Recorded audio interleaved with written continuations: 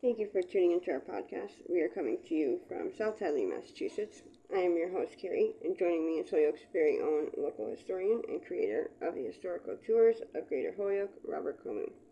He offers both public and private tours as well as presentations of the local canal systems, reservoirs, cemeteries, and churches, as well as various parks and streets in Holyoke, South Hadley, and Chicopee, Mass.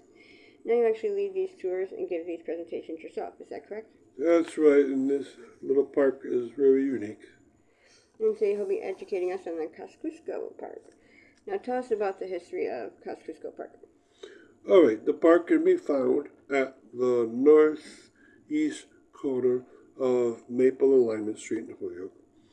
And it's a park such that it was meant to hold memorials to the military men that fought based from Holyoke, fought in the wars of the United States and Europe.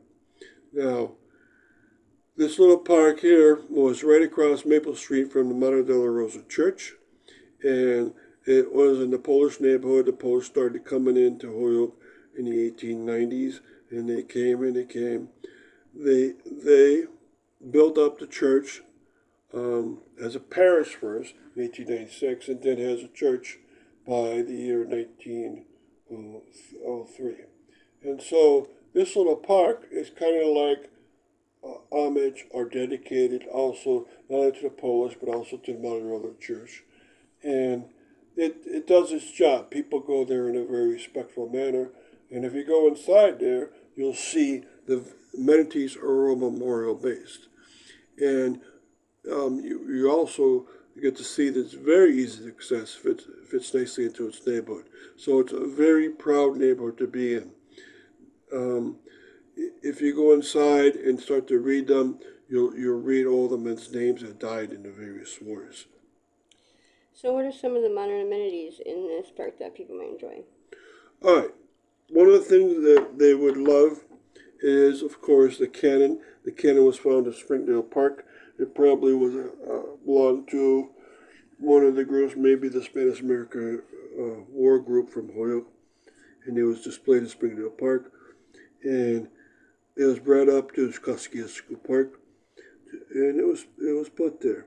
Now, what else is there? There's memorial stones right in the center, dedicated for the men of Holyoke that died in World War II. It has a beautiful listing of all their names.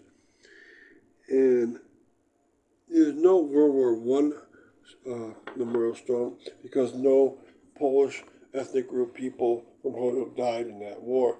The men were either too old or too young because of the way they came over to have a World War One memorial. All right, and then also, if you walk along, there's another Gold Star Memorial plaque towards Lyman Street, and there you can read all the mothers of Holyoke.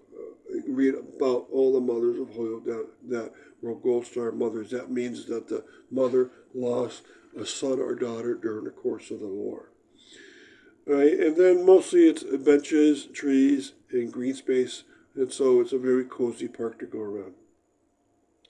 Okay, and so before we continue with the rest of our interview, just to fill our listeners in, if you want to find out more information or sign up for any of his various tours, you can check out the website at holyokecanaltour.org.